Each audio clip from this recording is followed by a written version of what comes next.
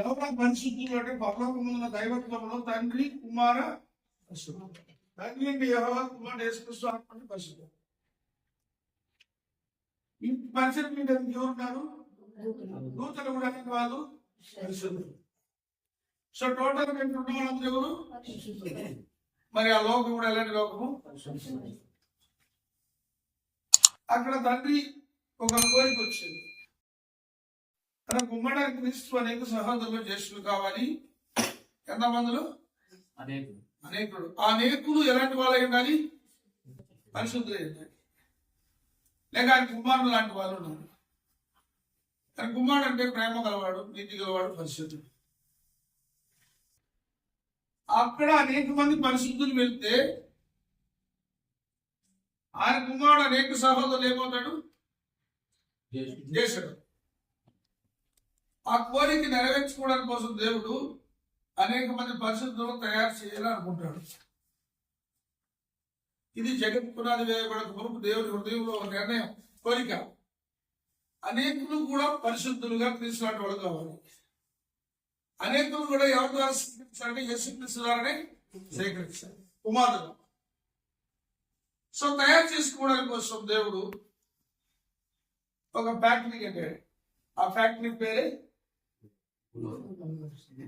Factory. అంటే మీకు తెలుసు కదా, ఫ్యాక్టరీలు అంటే అనేక వస్తువులు తయారవుతుంది. వాటర్ ఒక కంపెనీలో తయారవుతుంది. ఫ్యాన్కి ఒక ఫ్యాక్టరీ కావాలి, తయారు చేయాలంటే. కుర్చీ కావాలంటే దానికి ఒక ఫ్యాక్టరీ కావాలి. ఫ్యాక్టరీలో అనేకమైన వస్తువులు తయారవుతా ఉంటాయి. కానీ ఫ్యాక్టరీలో ఉండడానికి కాదు, అవి అక్కడ తయారయ్యి అనేక మందికి ఉపయోగపడే విధంగా. సో పరలోకానికి ఎలాంటి వాళ్ళకి కొరత ఏర్పడింది? ఇప్పుడు పరిశుద్ధులు కావాలి. అందుకోసం ఆయన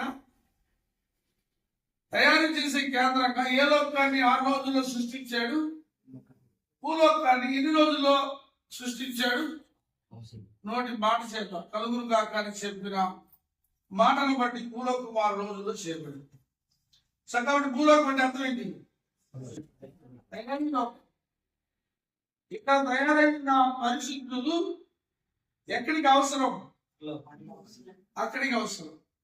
అక్కడ ఎందుకు అవసరం అంటే తన కుమారుడు అనేక సహోదరులు జ్యేష్ఠులు ఉండాలి, ఆయన నిత్యం ఉండాలి, అనేకులు నిత్యము పరిశుద్ధులు నిత్యం ఉండాలి అనేది ఆయన కోరిక. దీనికోసం ఓపెనర్ గా ఎవరిని పంపాడు? దేవుడు ఆదాము పంపాడు. వీళ్ళిద్దరికి ఒక ఏజెంట్ తోడిచ్చాడు.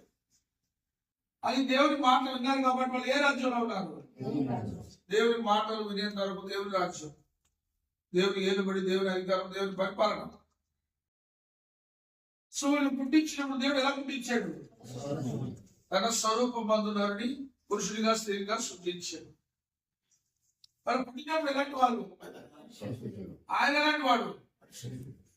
ఆయనలో వచ్చిన ఆత్మల మనం.